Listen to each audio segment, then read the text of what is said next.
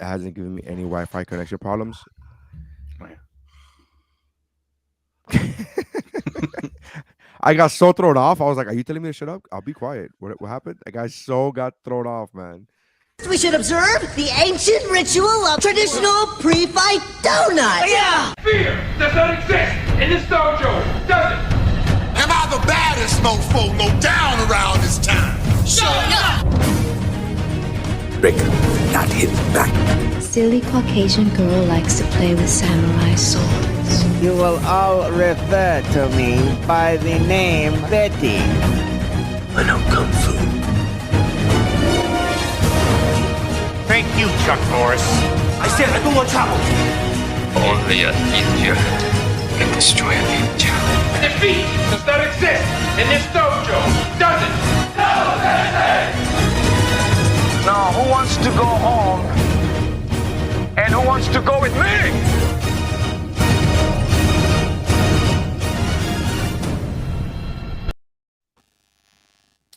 All right, and we're recording. We're live. Welcome to the Kickflix podcast, your favorite podcast where you come to listen to guys talk and review your favorite martial arts movies of past and present. I am Nary Science. With me, as usual, is Mike Big Talk Mercadal. I'm trying to come up with something from the movie. I can't remember anything. I had a bunch of these in my head yesterday as I was watching them, and I was like, write it down. I'm like, nah, you'll remember. Can I be Mike Pork Chop Express? That's what I had. I swear to God, that's the one I had. Mike Pork Chop. I was gonna say Mike loves ham instead of low pan. No! Yeah. Oh yeah. I'll leave now. And that was Jeff. We think he's good, but it's real, but it's not real. But it's a okay. Mercancini. As my old pal Jack Burton says, Oh, God. bullshit, bullshit, bullshit, bullshit. It's the weirdest. All right, so we're gonna get into today. Today we're getting into 19. Is Wait, it what's your 86? nickname? I don't know. I never. It's weird. I always because I You should be first. Nary hauling ass signs. There you go. There you Hauling go. ass. There you go. There you go. It's always weird to give myself a fucking nickname, even a fictitious one. Just like I'm like, that's not my job. I can't do that. I feel weird doing that. Even if it's a silly just for the segment fucking podcast. I'm like, nah, I don't. And me, Neary Cheek Sains. Yeah. What's up? We are talking about it's 86, right? 1986's cult classic. It is legitimately a cult classic. Big Trouble in Little China. Kurt Russell, John Carpenter. Yeah. Their fifth movie together. Is it the fifth? Yep. 5 of 6 movies that they did together. Okay. One of the other ones are good. Let's see. I haven't seen the other ones. I haven't seen the Snake Plissken ones. I haven't seen those. You've seen The Thing. I haven't. You haven't seen The Thing? Really? That's why I'm telling you I haven't. Oh. I haven't seen The Thing, and I know he did the Escape from New York and Escape from LA. LA, and I haven't seen those either. Turn yourself down a little bit, Jeff, again. Again? What were the other ones that he did? I'm interested now. Okay, well let me go look now. The Thing, John Carpenter. The Thing, Escape, the 2 Escape movies. That's 3. Well, no, This but I one is think 4. Escape from did Carpenter do Escape from? I don't think Carpenter did the second Escape movie. I think he produced it, but yeah. Halloween. Let's see. We'll look him up as a director. Kurt Russell, and he did Halloween. He did The Thing, Escape from New York. Christine, he directed. Was he? Was Kurt Russell and Christine? I know John Travolta was in Carrie. He did They Live. He directed They Live. Well, yeah, but okay, no, but hold on, because those are Kurt Russell wasn't in those movies. I found the list of Kurt. So it was The Thing, it was Escape from New York, it was Big Trouble in Little China, it was Elvis, where he played Elvis in 1979. Escape from LA. So I guess he did do that, and they didn't put the 6 movie. But the trivia said 6 movies. But yeah, Ghosts of Mars. I forgot how much I like that movie. Oh, In the Mouth of Madness. John Carpenter's the fucking best, man. There's so much good. Have you heard his soundtrack? His music. I think I think he's a better composer than he is a movie director. To be honest with you, Yo, his music is so good. You can go on like really good. Spotify or whatever and look him up as his artist, like as an artist, not his soundtracks, but like his artist stuff. Yeah. And it is like legit, fucking synth wavy, creepy. Oh, it's so good. He's the man. I forgot how much like I like this guy. I like Mike is so surprised about it. He's like, "Hey, have you guys heard about this John Carpenter guy?" Like, No, music. Yeah, no. It's not that I forget about him. Is that there's times where you genuinely they leave your mind and you're reminded about how much you enjoy something. You know what I mean? Like you're like, hey man, I really dig this. Why do I not listen to this more? And I just remembered that with the music more than the movies. I was like, oh shit. I gotta go. All right, so let's give the IMDb breakdown. Mike, what's the IMDb breakdown? The IMDb, what do we call this? Because it's not the plot synopsis. It's the description. It's the description. Sure, the description. A rough and tumble trucker and his sidekick. I feel like is. I disagree. I do not agree. Face off with an ancient sorcerer in a supernatural battle beneath Chinatown.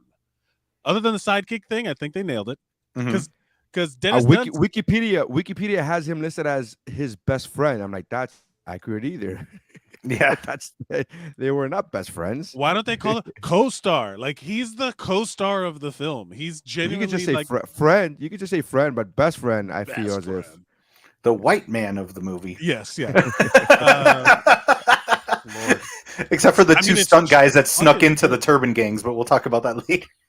Yes. Okay. Yeah. There was one of those guys. I was like, he's Hispanic though, right? Yeah, that guy. I swear to God, there was a guy who was just squinting. Yeah. There was a guy who was just doing this. I swear to you.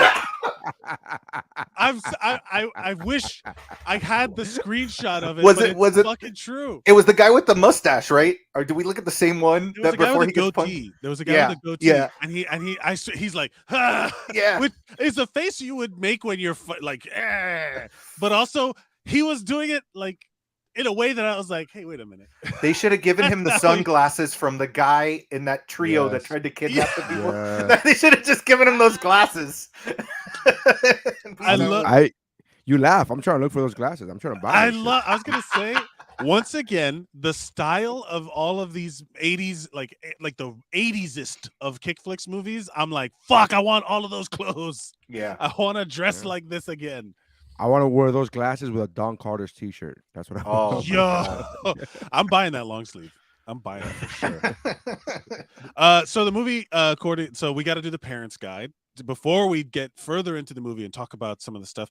Parents need to know whether or not their children should be listening to this, because the movie was rated PG-13 in the United States, and sex and nudity mild. There's really no sex or nudity at all. It's mostly just jokes and sex talk, but nothing shown on screen. There's a whole like women being trafficked, right? Like that's a whole subplot of the movie. Okay, just want to make sure. 100%. Yeah, just want to make sure. Gracie Law doesn't wear a bra, and her nipples and breasts are briefly visible through her wet shirt when she comes out of the sewer. Someone was watching hard. Do they have a time? Do they have a timestamp? Yeah, I was hard on that one too. Yes, I was hard there. That was Neary. Does it say end signs there? Yeah. Oh man, I wish they had names. Hilarious. Miami comic. Miami comic. I wish they had names so that you could click on it and see their parental guide submissions for other movies. So you can. Yeah. I wish I could know the through line of their story. Some women at the brothel are dressed scantily. One woman is seen wearing lingerie. One woman is wearing no pants, and her thighs and panties are seen when she swims through this. This is the part where people start talking about sex and nudity and they get into it. It's weirder to have noticed all of this, right? Yeah. To have pointed. It's weirder to have been. Only a couple of brief scenes with brief kissing. Okay, that's true. Yeah. The lipstick gag is so funny to me. Do they consider do they consider the needle thing like BDSM in their review? Some people's like horned up for like I'm trying to find it on everything. Violence and gore moderate. There is a large-scale street fight between two gangs towards the beginning of the film, and several characters are killed. Several people are gunned down in this scene by some Chinese gangsters. A man gets his arm broken.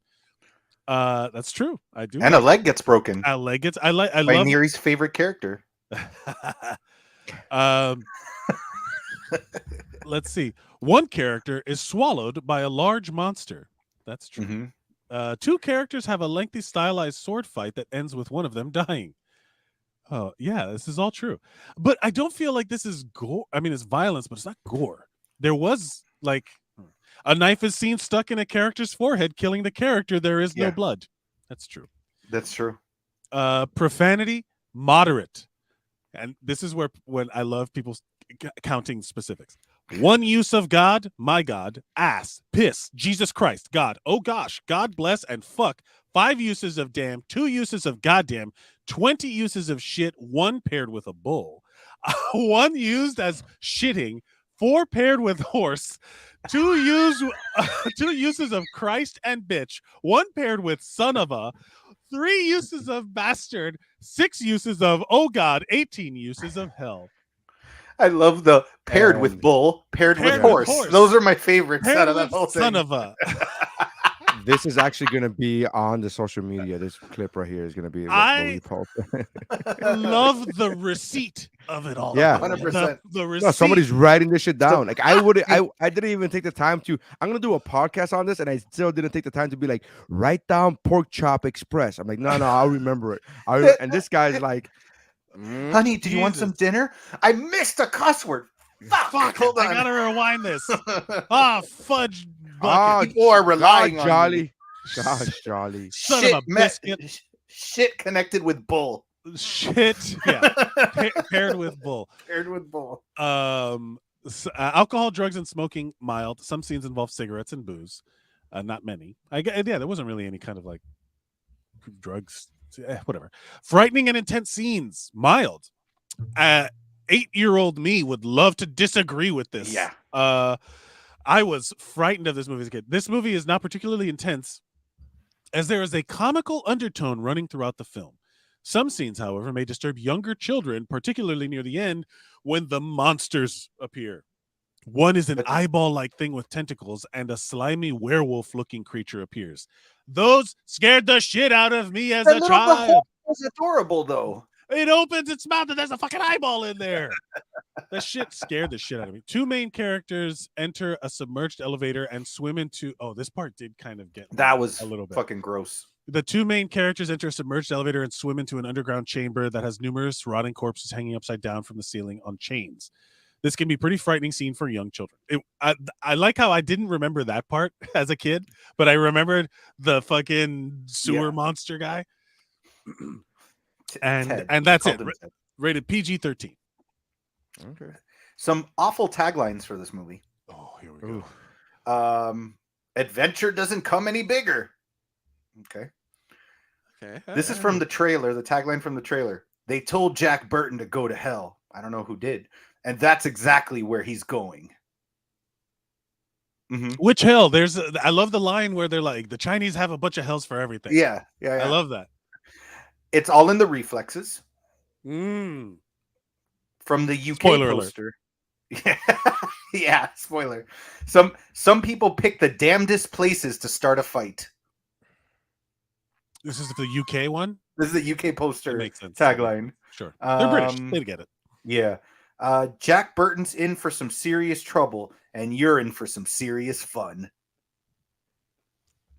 Not wrong. I mean, there was serious trouble, and I had serious fun. This is nailed it. Last one. Try to find big reason before you visit the world of magic. That feels translated from another language. Yes. 100% it feels like it's translated. It doesn't say where, but 100% it feels like it's translated. But yeah. 60-second first impressions. Or I would say 60-second impressions, I guess. Well, my 60-second summary is of my experience. Remember, I had like the bad kid eyes for this, whereas like a kid, I did not like this was like, you know, and I'm talking about in '86 when it came out. I remember seeing it in the theater and being fucking frightened. You know, like I don't know who took me to go see it. I don't remember how I went to go see it. '86 was probably when my parents were getting divorced, so who knows? It could have been anybody. Could have been both of them. It could have been both. Look how much I love you. Oh, your dad took you. I'm gonna take you too. Yeah. No, but I don't want to see it. It's scary. I don't care. Yay, 2 Christmases. I got to the Prima guide. Yeah. Yes. I deep cut. I was very scared of this movie as a kid, and like it has influenced me watching it over the years. And I did not understand, like, as I got older, before internet era, like high school Mike and internet era, like 20s, before the smartphone era where streaming was, you could get to watch this movie whenever you wanted. You had to have the movie, you had to have a friend, and it became like this little collector thing. Everybody's like, oh, have you seen Big Trouble in Little China? And I'm like, yeah, that movie scared me as a kid. And they're like, oh, I love this movie. Cult classic. And I was like, I don't get it. Watching it again as an adult, and this is the first time I've seen it in like a long time, I'm like, oh, yeah, this movie is clever. This movie is not as... ironically enough, Best of the Best, written by an Asian person, was so much more racist than this movie, where I felt all of the Asian people in the movie, the Asian actors, they weren't all Chinese, and all of it was represented in like a way that gave agency to the actors and to the performances. I was like, wow, this is pretty good. What was I going to say? Oh, and the action was done very well. And I want to live in this place where there's vaporwave neon everywhere. It was like an anime and an escalator. Life. Oh yeah, it was like an anime come to life at the end, and I loved the escalation of like, oh, simple gang, like, oh, someone's going on, and all of a sudden they're like, we're in hell, Chinese hell under Chinatown, and I was like, oh, this movie's fun, and congrats to Jack, this movie, for inventing a white man podcasting alone. Yeah, that's it. Okay. For me, this is a movie that has always had a special place in my heart since I was little. I've rewatched this movie, I can't count how many times, but then for a while, I want to say there was at least like a 10-year, 12-year period where I hadn't seen the movie in its entirety. I have the same sentiment as Mike, and I'm trying to look at it. I tried to look at it not from kid eyes. Is it perfect? No, absolutely not. But it was fun.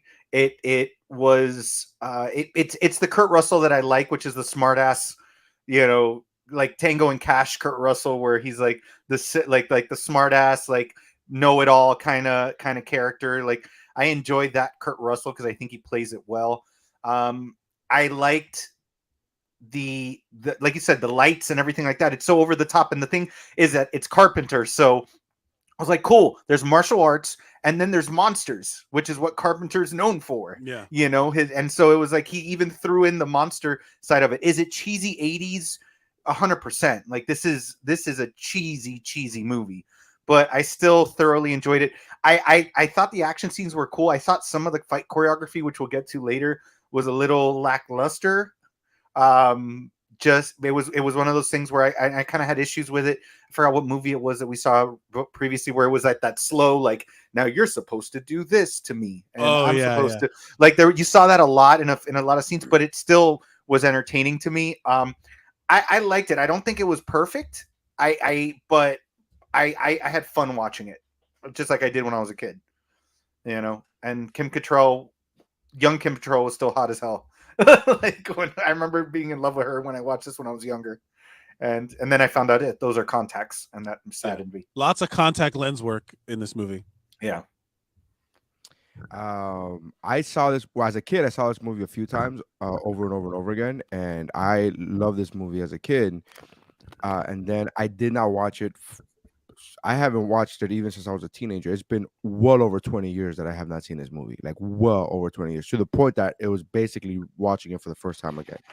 And I remember some scenes specifically. I remember going like, oh yeah, I remember this scene. I remember the knife scene in the forehead, the reflexes, blah, blah, blah. But for the most part, this was all a brand new movie to me because I want to say even more than 25 years. I don't remember the last time. Like 25 years ago, I was in high school, and I did not see this movie in high school. So, yeah, it's been a long time, man.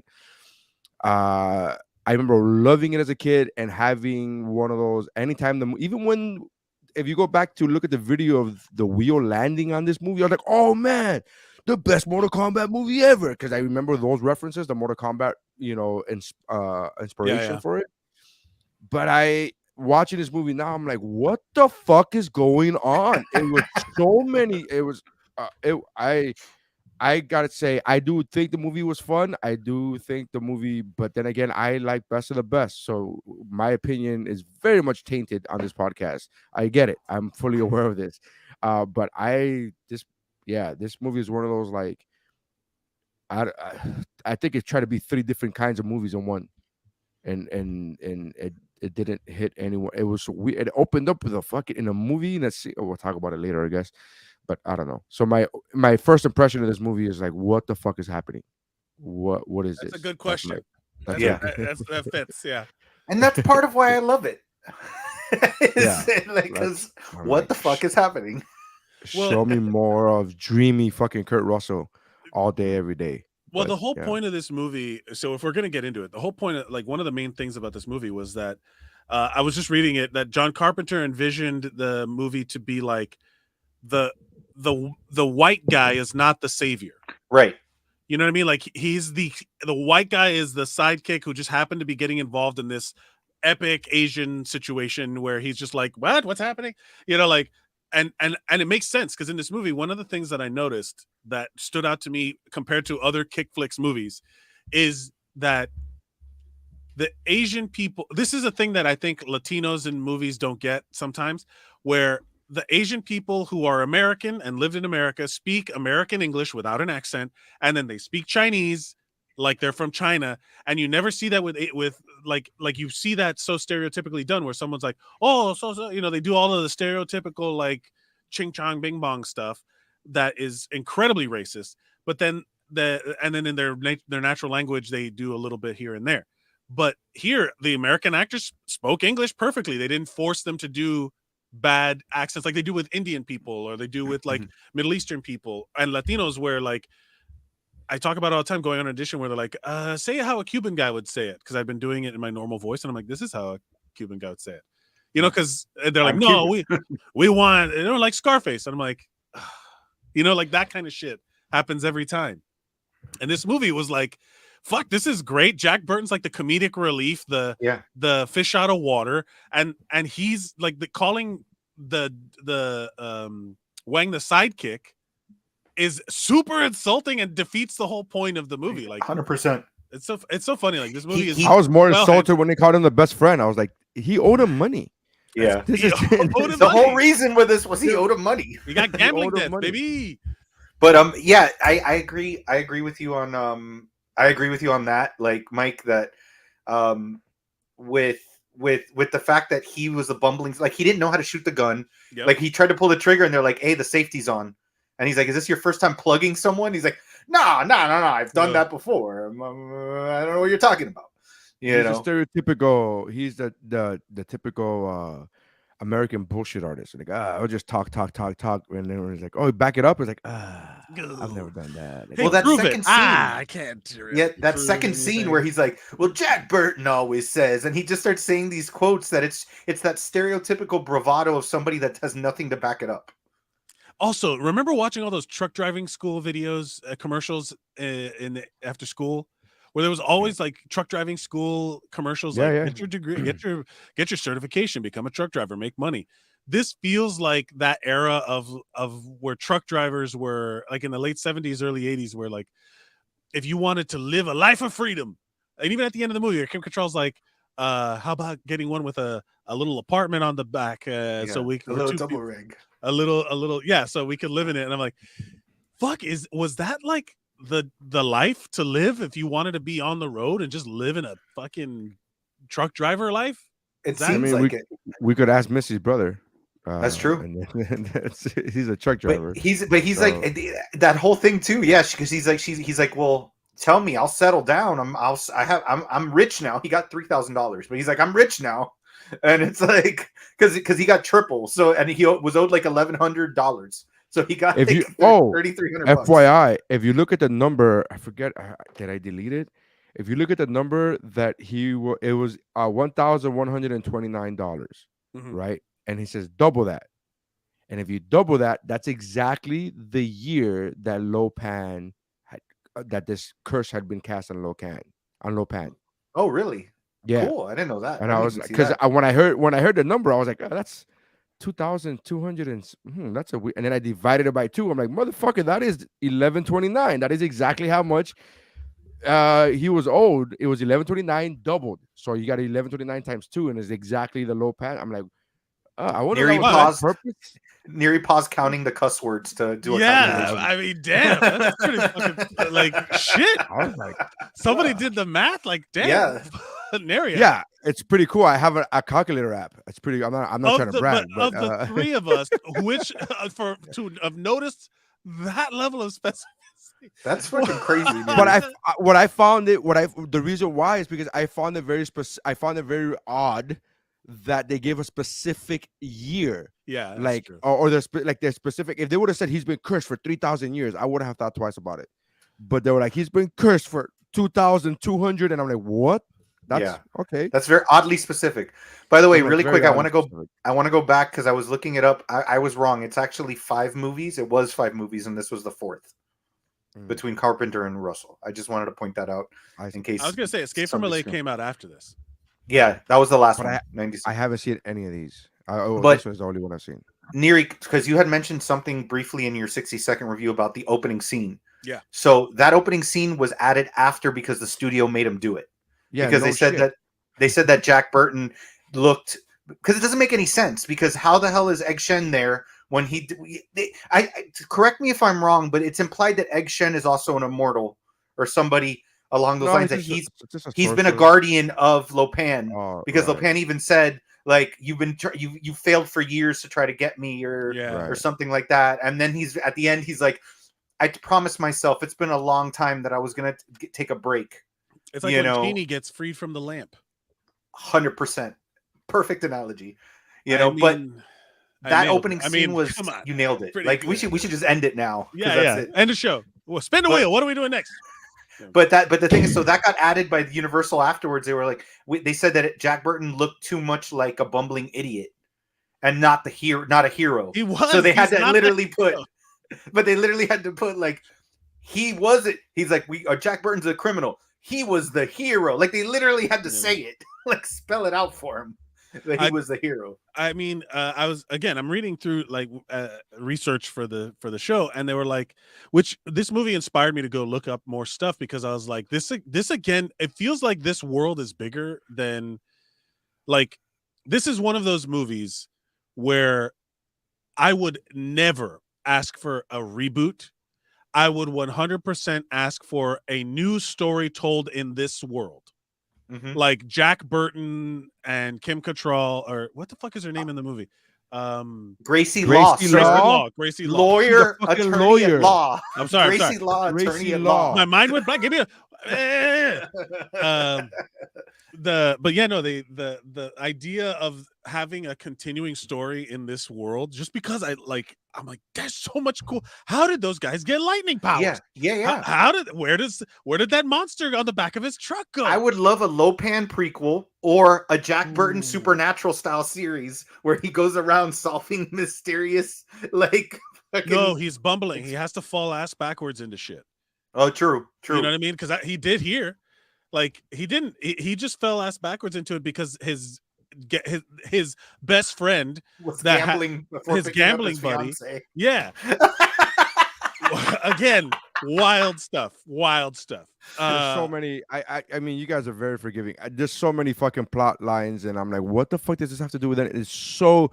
This is the opposite of the usual Kickflix movie where they were like, there's no plot. This was like, there's too much plot. Yeah. We need to settle. We need to fucking settle down. Pick two, man. There's a plot and a subplot. You guys have such wild, and I'm just like, the fact that Jack had zero reaction to that monster hugging him.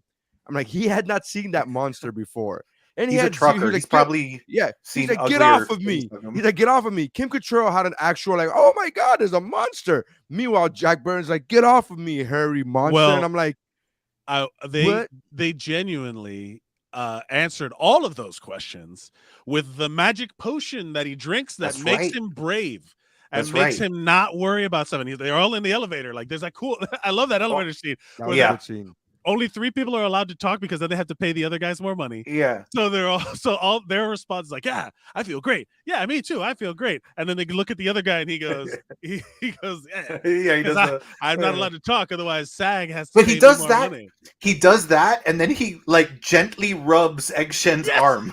Like, I noticed that too. Oh. I was like, so it's ecstasy. So he gave him ecstasy, is what the magic potion is. He gave him bravery juice, aka meth and cocaine. Yeah, because he's like, I feel good. I feel invincible. Is it hot in here? Like, is it hot? It's ecstasy. I'm telling you, they're rolling balls. I just want to. It would have been great if he would have been like, yeah, I feel great. He's like, you feel the beat? Yeah, I just feel the beat, man. None of that neon was actually part of the set. That's just what they saw. Because they were tripping balls so hard. There was no Lopan. It was just Egg Shen. There was like a rival, like store owner. Yeah. That smells like vapor rub. You got vapor rub? Yeah, man. Yeah. Here, man. Here. I got vapor rub. What movie is it? Oh God, what movie is it that they go straight on like a straight murder? Like they think they're having like this joyous thing and they're doing all these amazing things. And they're kids. No. But then when they like come, they show the reality of the situation. Animated.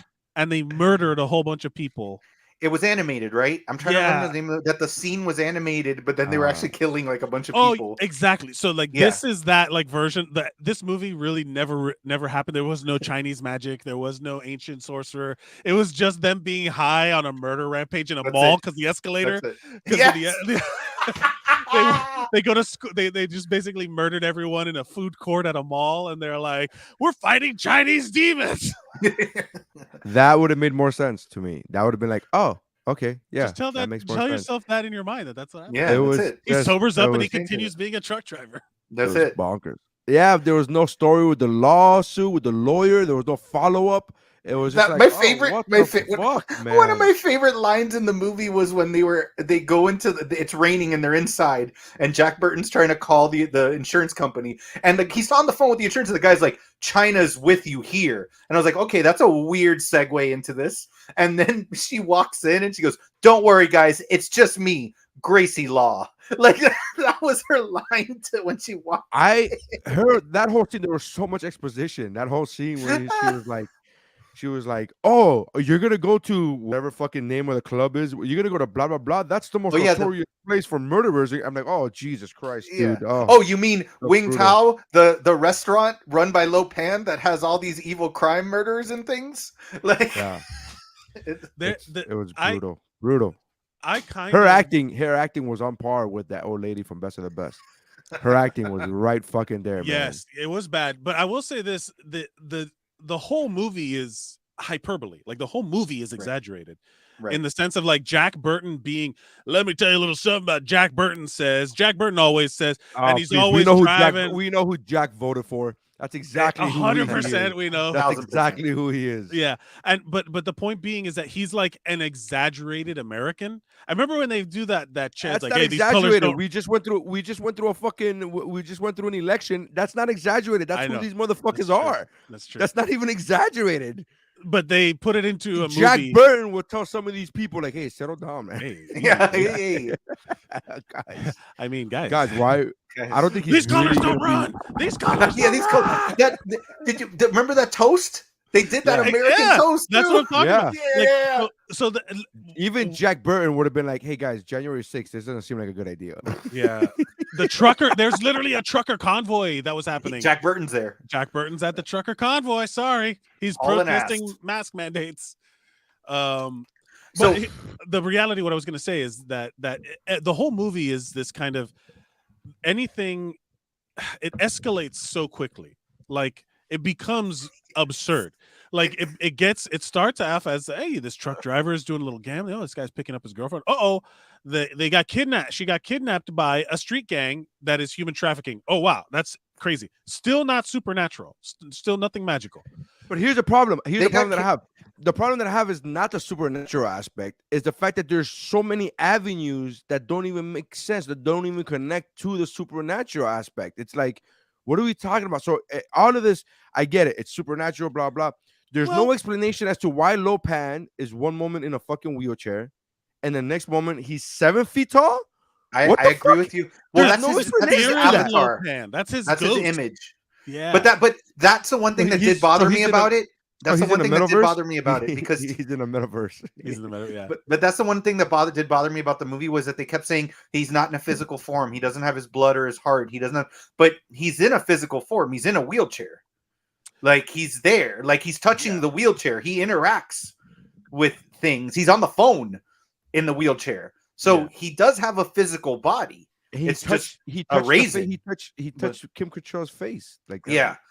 Well, that's the thing. I don't think that's his body. I think that's a body he took over. So he's just puppeting a dead body around. That looks exactly like him. Huh? I mean, sure. Yeah, whatever. they needed a guy with makeup. I took it as him. That was Mike. That was Mike holding back the fact that he was like, they all look the same. Like, he was like, nope, can't make that joke. Can't make that joke. No. It was the facial hair. It was the facial hair. It was that what I was going to talk about was the makeup being like, it's just John Carpenter, all of the practical effects and that stuff. But what I was going to say is that, like, a lot of this, like, the progression of the story matches a lot of, like, when you do like screenwriting classes or even like sketch writing of, and this is the thing, like a UCB thing and an improv thing of raising the stakes, where when you're in a scene, they've done it, like, I think they may have done it on Who's Line or whatever. It's a game we used to play called Raise the Stakes, where you do act out a scene, and as you're acting, I see someone will ring the bell, and whatever you just said, you got to make it more. So someone's like, "Oh yeah, there's the woman gets kidnapped by a gang, ding, trafficking brothel, human trafficking, ding, a Chinese supernatural bride trafficking brothel," and then they're like, "And go," continue. Well, yeah. Absolutely, because like they go into the alley, and then it's like, oh, there's a funeral, and then the funeral suddenly turns into a turf war. Yeah, I forgot what the funeral. Like, I was like, wait, is that guy a part of it? Nope. That scene was so crazy where they're like, there's gang members, and then they're like, and then they just take out guns, and you go, what the fuck? And like the truck never gets shot up. The truck never gets shot up, even though the machine guns are fucking just. But it's a force field around the truck. I just love the bald guy with the bandolier of bullets and the two gold 6-shooters that does like a kata before he draws the guns to shoot. I love the fact that the dude from Lethal Weapon came in. Right, that the bad guy from remember the original Lethal Weapon when they were electrocuting the long hair, right? Yeah. So he was the only one with a staple. He's a Kickflix icon. That guy we need. We should have a like Hall of Fame, a Kickflix Hall of Fame. Well, there's two in this movie then, because it's him and the guy Neri hates, because he's been in like 2 or 3 movies that we've done already. I just hated his character in Best of the Best. Fuck yeah, I know. That's right. I know everything about you. Fuck you, guy. Fuck you dick. Well, you know what? So you knew about my bad shoulder, you son of a bitch. That is so not sportsmanlike. I was also reading that this was originally, so like all these things go through many drafts. The original draft of this movie was that it was supposed to be a Western. Yeah. And it was going to take place in the time of like the railroads being built and like all of that sort of thing. And his horse was going to be. Exactly. He would have been like this guy riding into town. His horse gets stolen and he has to deal with these conflicting gangs or whatever it would have been. And it's like, to me, I'm like, okay, now you have a whole other go make that movie too. That would have been fucking great. I'm just in my mind, I'm just thinking to myself, oh, that movie sounds like it could make sense. This one is so fucking convoluted. I just have an issue with this movie. Like, and here's the problem that I have, because this movie is so iconic, because it's such a cult classic. I remember a couple years ago there was like The Rock is gonna remake Big Trouble in Little China, and there was such People shit. lost their Like, minds. how dare you? It's as if The Rock came and slapped everybody's fucking mom in front of them. And I was like, take it easy, bring it down. And then I saw this. I'm now rewatching this movie last night. I was like, I hope The Rock remakes this fucking movie. I don't give a shit. Remake it. Fucking do another one, or do a Jumanji type of remake where it's like remade but not remade. You know, like a sequel but not a sequel. Whatever the fuck Jumanji was. Yeah. I forgot what they're calling it nowadays. Where it's like it's a requel. Yeah, it's requel like a or something /sequel. Where... Yeah, because they're doing the Exorcist one. Like Blumhouse is doing an Exorcist requel. Yeah. Where it's still it's like a reboot but continuing the same, like the previous movie still happened, right, but we're doing that story in modern, or like a current version of it, with that it's still in the same universe, which that's what they did in Jumanji. I would be down for. That's what they did with Jumanji. Remember, everybody was like, "Oh, The Rock is gonna redo Jumanji. How dare he?" And then they made it, and they're like, "Oh, this movie's fucking great." Jumanji was great. I loved it. Fucking amazing. And so that's what I'm like. I do that with Big Trouble in Little China. I'm like, make a movie that actually makes sense. It would be fucking great. I would only want it if John Carpenter came back to to produce it. There was one time a friend of mine went to go interview some people at SuperCon. Christian Kane was one of the guys, the guy from Leverage, and we asked him, we're like, if you could reboot a movie, which would you do? And he said, I would love to be Jack Burton in Big Trouble in Little China. He's like, this was before the Rock thing came out, like, because he's like the Southern boy. He's like, you need to have somebody like a Southern boy, somebody like that, to be like the Jack Burton truck driver. You know, the Rock, I think, is too not prima donna, but like, you know, like pretty, I guess is I don't know, for lack of a better word. Look at Kurt Russell. That guy is stunning. Are you out of your fucking mind? The Rock is a beautiful, beautiful man. Neri doesn't get what I'm saying. Have you seen what truck drivers actually look like? They do not look like The Rock. They don't have gym memberships. Yeah. They look like that's the whole thing about The Rock. And they have shower stop memberships. Sure. If they have, all he needs is a pulley to be able to do weights, and like in a cable system. A cable system, like he did in like the truck driver did in Over the Top. Stallone. Oh yeah, that's right. Well, you only have to work out one arm. I was like, I was like, Neri wants him to have a Bowflex in there while he's freaking driving. But I wanted to say something real quick about the fight though, the turf war, because my favorite part in that whole turf war was that the fact that the pallbearers were prepared for a fight. Oh, and the poles, they pressed a button and they extended into bow staffs. Like fucking. Like that what? I was a fan of the creative weapons adjustments that they made. Like instead of a claw, like a hook claw, it was like a little hand with a bunch of little spindly claws. And I'm like, back scratchers. Yeah, it was a back scratcher. It was. It literally looked like a cat back scratcher where you go, hey, it's for a little. And then because I don't know, I know two of the names. I know it's Thunder and Lightning, but I don't. The guy Rain. Is it Rain? So Rain had the little like the rings with like the spinny daggers on and them. Those are weird. That's a real weapon actually. Like that's a real thing that you use. That it was like a threshing tool that they would use to like for farming equipment. But it wasn't. It was like string, and then the hinge and all that stuff came later to make it more fancy to spin it around. And who was your favorite of the three storms?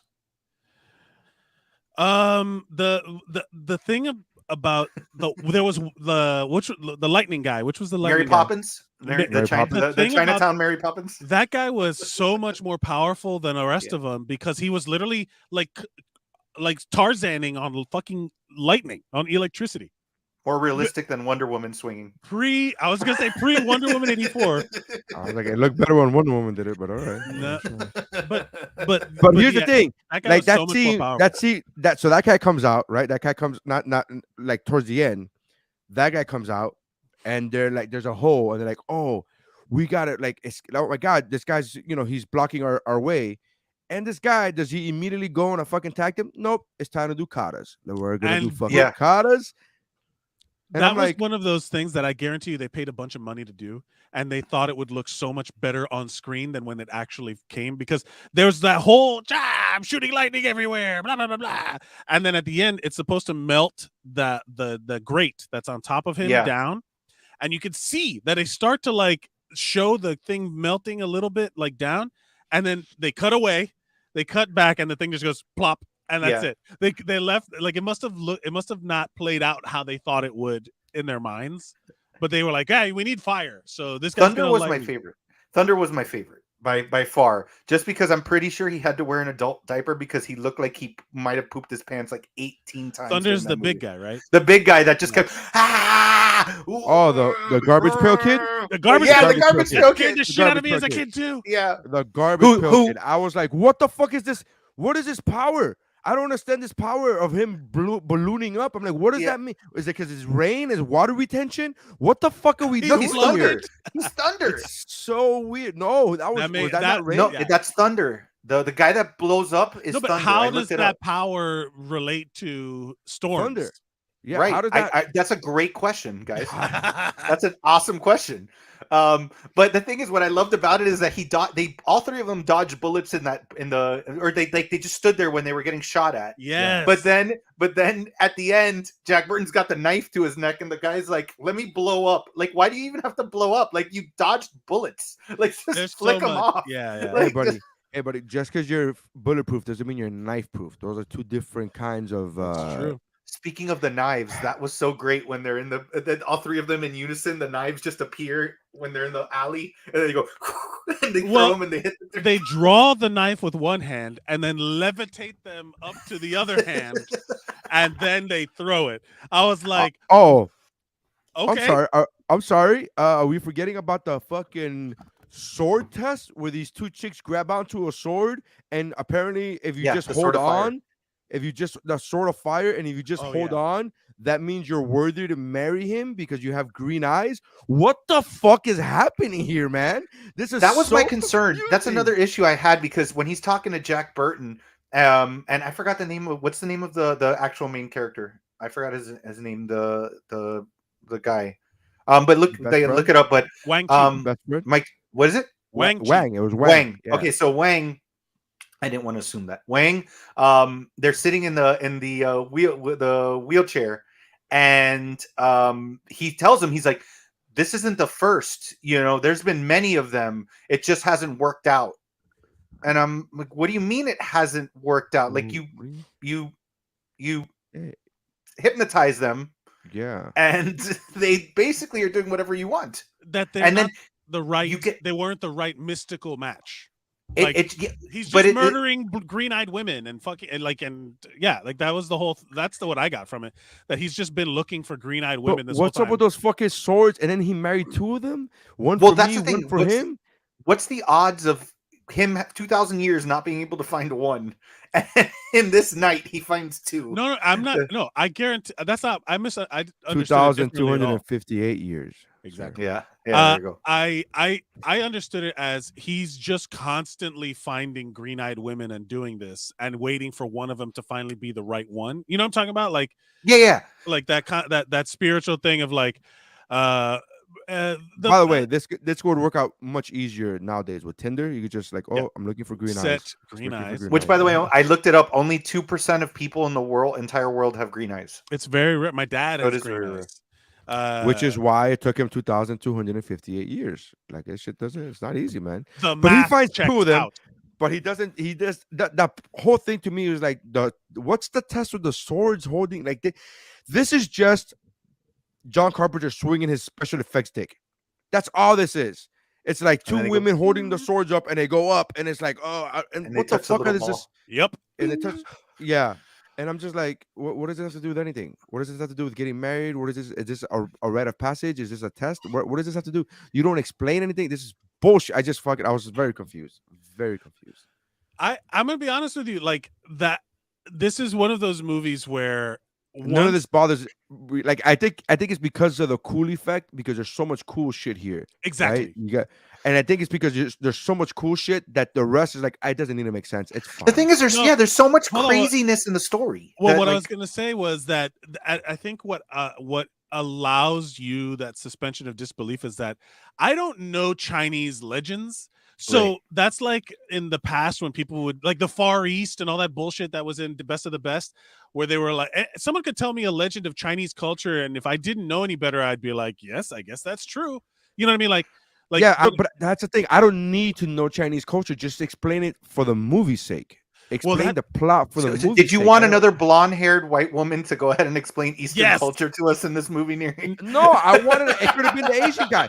Here's the thing. There's a couple of scenes where Wang was like, "Do you want to know the truth?" And he's like, "Yeah." He goes, "I don't believe it myself." And he explains shit. And I'm like, "That's cool. Yeah, this makes sense. Thank you." Right? It doesn't need to be a white woman. I get it. Thank you. But then you have scenes where women are holding on to swords of fire and they're levitating and they're like, "Perfect." And I'm like, "Perfect? What the fuck is this? What's happening?" Somebody explain this to me. Well, the thing is that when they talk about, like, for me, because already I was in the mindset of like, this is an exaggerate, like a movie full of hyperbole. Everything's going to be the like kind of to the extreme for everything. And then they drop that that they're going through the ritual, right? Like there's a ritual that they have to do. I'm like, I guess this is part of it. You know, like I don't, you know what I mean? Like, yeah, sure. Magic is a fucking thousands of years old sorcerer and he's doing sorcery. And I'm like, yep, cool. That sword is part of the proof of the word. And he's getting more excited each time. I'm like, oh, I think he's finally realizing that this might be the thing. And then that's why he gets so excited that when he pierces her with the blood and he feels it and he's touching his own blood. I think that was just another way of showing that he, like, him getting more and more excited about this being the one, you know what I mean? Like the time that he's going to be doing it. You know what I mean? I didn't need that explanation because I thought it was kind of a given in the process of the ritual. Like this is just that. Okay. Sure. But I want to talk to you guys about the last fight because there was a lot that was going on in that last fight. The hamster wheel by Wang one of was my favorite. That running through the loop is one of my favorite things. That was the one thing I remembered from the first time I saw this. Where I was like, "That's the movie where the guy runs the loop. He does the Sonic the Hedgehog." And Thunder when Egg Shen throws the bomb and he does that beautiful swan, like Jim, like Olympic gold worthy, like jumps in the air and like disappears into the second floor to be seen later on. The fight, the sword fight that Neri that you guys had mentioned. That was anime as fuck. That was kung fu as fuck. I was like, yes, this is Kickflix, baby. Because Kickflix isn't about like the version of it that is this is neon 80s bullshit with fucking appropriated style all over the place. But it was still like genuinely in that moment, I was like, someone watched a movie and is doing it a perfect homage to, and then where they would like just run and jump through the air and do like 3 and 4 flips before landing. Oh, that was so kung fu. I was like, somebody gets it. Somebody gets it. The way that fight ends though was so ridiculous. Like he's diving down, like Rain's diving down at him, and he just does this like and flips the sword back up to him, and then changes the trajectory right into the skull's mouth. Yes. But perfect. No notes. My favorite thing though, I wrote it like this: the best thumb war in movie history. What it reminded me of another movie to add to the list, which I want to do. But it was like, I was like, this is the chi energies fighting. I've seen so many of these movies. I was just like, I'd forgotten about how we could add Spaceballs, right? We could put Spaceballs in this fucking in the list. Man, you can do whatever you want, really. But but there's so good. I thought immediately of when Edgar Wright had talked about how he was influenced in when he was influenced in Scott Pilgrim, when they do the music battle with the dragons and then that big monkey looking thing. That was an homage to these spirit warriors things from a series of Chinese movies that I can't remember the name of, but this was that. I was like, oh fuck yes. Yeah, I love because they did that whole dialogue too. He's like, awesome. This is was it was poor sorcery, or he said something poverty sorcery, pauper's sorcery or something like that. Yeah. You can't. Peasant sorcery. And that's where the line was that I had mentioned, that I feel like it's implied that Egg Shen has been around for a while too, because that's when Lo Pan's like, you've been trying for years to defeat me and your magic never can. That's what I understood. So Well, that's where I understood that he's been doing it for years. I didn't know that. I didn't immediately assume he was immortal. I'm not opposed to it. I'm not like, oh, he's not immortal. I'm just saying like what came to me when he said that, he's like, oh, this is like, if he tried 5 years ago, he's like, oh, you tried for years.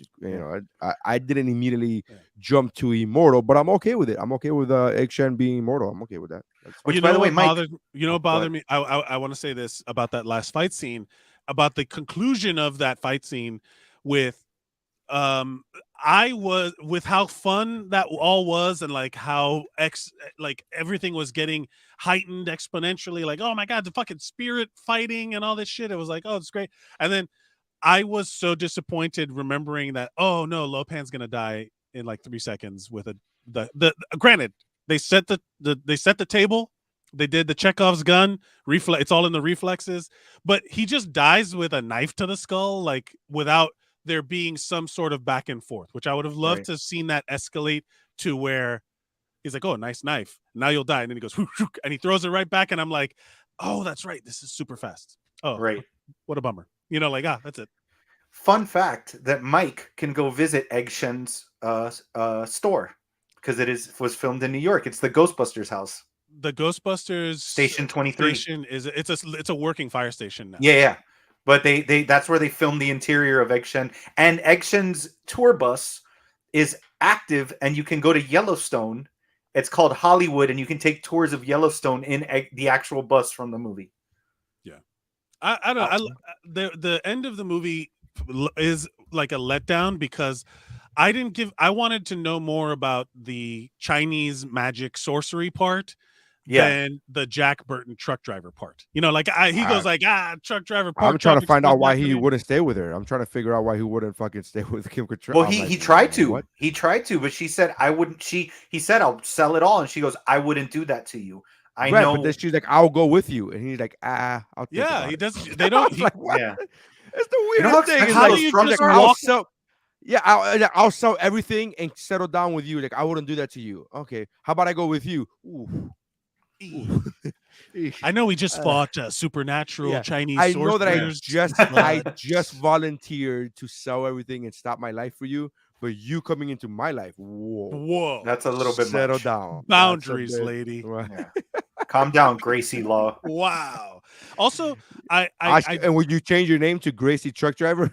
Yeah, great. But I guess you know what, Mike, because the Pork Chop Express. Just because your name is Law doesn't mean you got to do it. But I think that the ending kind of fits with what you were saying of how you wanted to be like a more expanded universe. Because the fact that technically it opened in the original concept, him in the truck doing that spiel, he does his adventure, and in the end, now he's back in the truck doing his spiel again, off to his next adventure. Oh, I get it. I just don't like it. After seeing, there's a lot of shows, and especially shows do that a lot, where I'm like, no, that other thing is way more interesting than what you're doing right now. Like Dirty Dancing. Joe List, a great comedian, has a good joke about Dirty Dancing. He's like, Dirty Dancing opens up as like there was a rape, and now that she has to have an abortion. And he's like, yeah, let's go with that movie. I want to see that movie. Let's talk about that more. More interesting movie. Yeah. Then fucking a dance, like it's not even a competition. It was a talent show. Like I don't want to give a fuck. Like let's go follow this other story. All right, so let's go. What are the Rotten Tomatoes? What are the scores? Right. Critics 75%, certified fresh. Audience 82%. Sounds about right. Okay. What are your ratings? Mike. I am going to give it this is tough, because I had I'm gonna give it 5 80s synthwave doom layers out of 5. This is, I think, a perfect Kickflix movie. Wow. I think it doesn't have to make a lot of sense. It just has to do everything with it doesn't it just has to do it makes more sense than I think you were. I don't care. I think you're blinded by the cool factor. I think this is a prime example of, bro. This and is again, Kickflix. I'm not judging. And I'm not, this but this is a prime example. This is a prime example of you gonna slap him. This is a prime example of you, Mike, or just people in general. Is like, if I like something, I'll make excuses for it, and I don't give a fuck.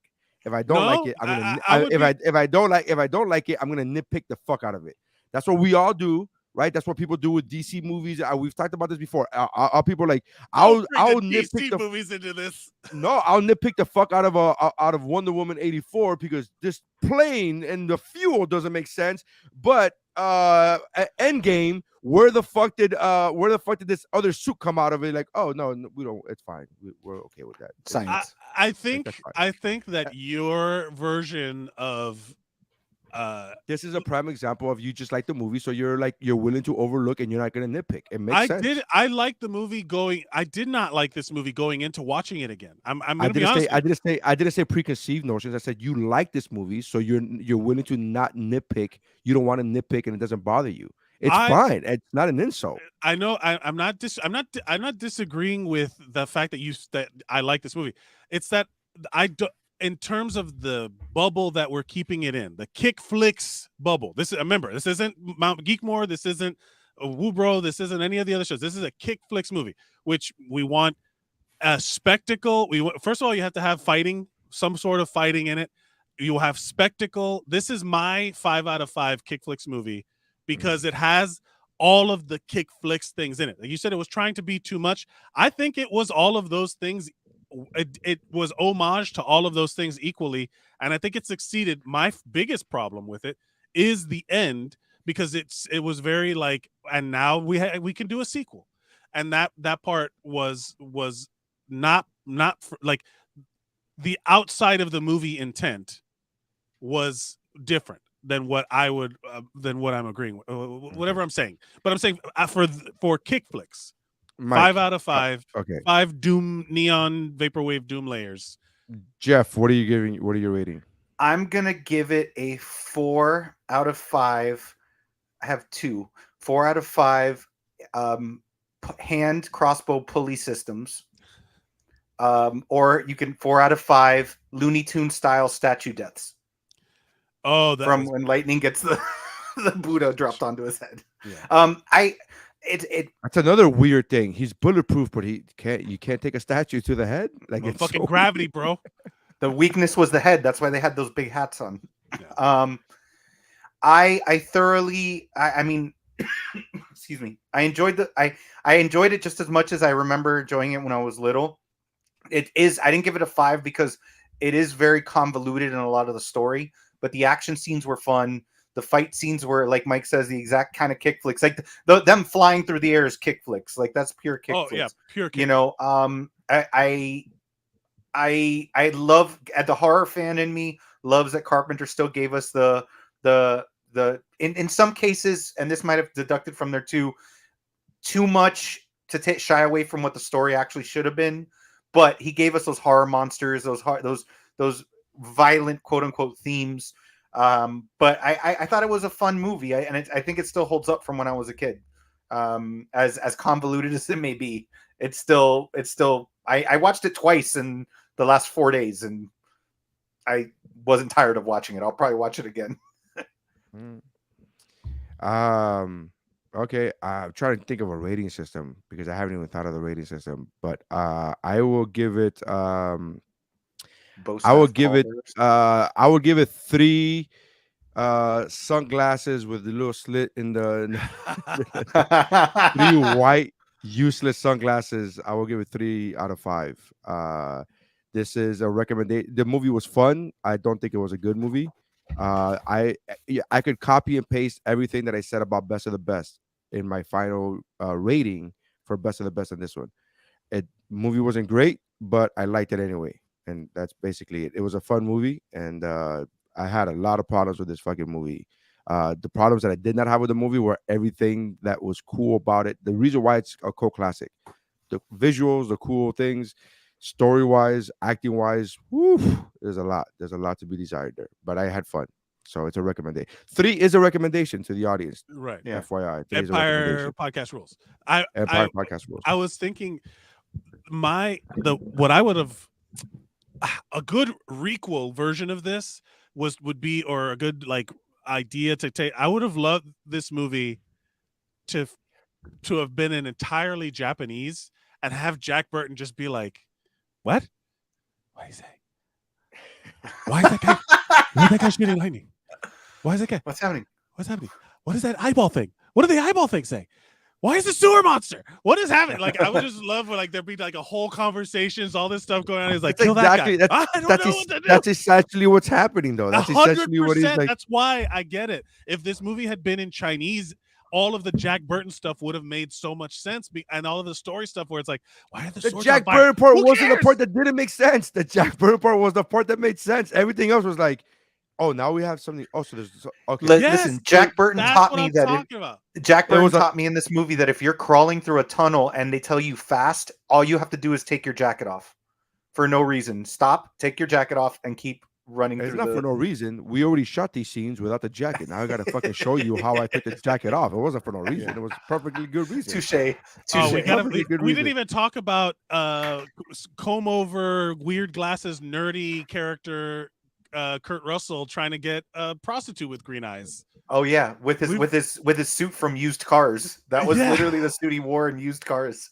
That's so funny. We didn't even talk about that. We didn't talk about a bunch of stuff, but yeah, I love this movie. All right, let's go on to see what movie we're gonna watch next. There it is, right? That one. Yeah. All right. So for those of you who don't know, if you watch fans of the show, we spin the wheel to find out which movie we're gonna watch next. Please go if you want to add to the wheel. We have around 50 movies on the wheel right now. If you want to add to the wheel, go to kickflixpod@gmail.com. Email us kickflixpod@gmail.com. Email us what movies you think should go on the wheel, and then we'll spin it. So here we go. Let's see what we're gonna watch next. Come on, baby. I think Big Trouble's still on there, so we just whatever. Yeah. Uh-oh. Undisputed. Which one's undisputed? I don't remember. I think that's Michael J. White, right? Yeah, I believe it is. I believe it is. Undisputed? I believe it is. Is Big Trouble still on here? I thought I took it off. No, it's still on there. I saw it. Yeah, it is. There it is. Big Trouble. Yeah, okay.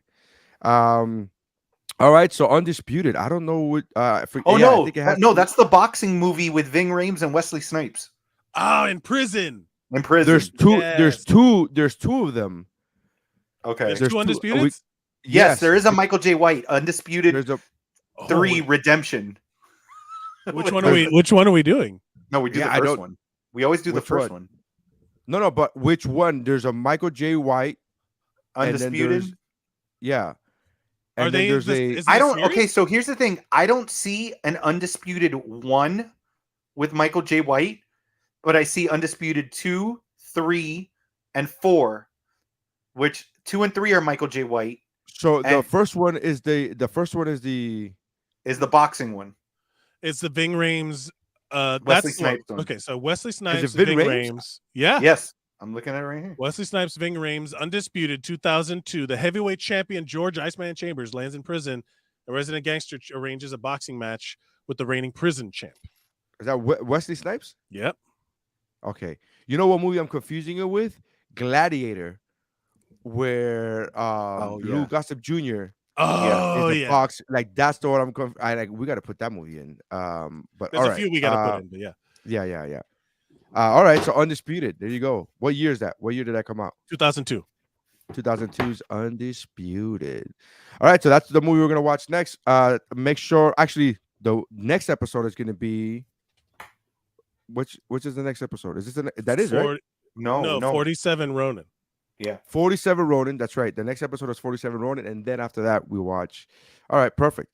Thank you very much for checking us out. Go make sure you check out the other podcasts on the Geek Bro Network that include, but not limited to, Better Let Me Tell You, the What's Up Bro podcast, Cramocopia with Jeff and Q, Shiver, the horror movie podcast, Chow Like a Best with Mike Valdez. Thank you very much. Go to geekbro.net. Check that out. You can find Mike at Mike Mercadal on social media, and then he has this is from Wayward Sons. Wayward Sons _67. That's my Instagram. That's also my Twitch. That's from. Okay, I was gonna say it sounds very close to what the company for Alien. The company. Oh no, not Wayland. Yeah, because Carry On My Wayward Sons, the unofficial theme song of Supernatural, and they were in a '67 Impala. So there you go. Wow. Yeah. Deep cuts, baby. Deep cuts. All right. Thank you guys for checking us out, man. That's how kicks are done. Kickflix.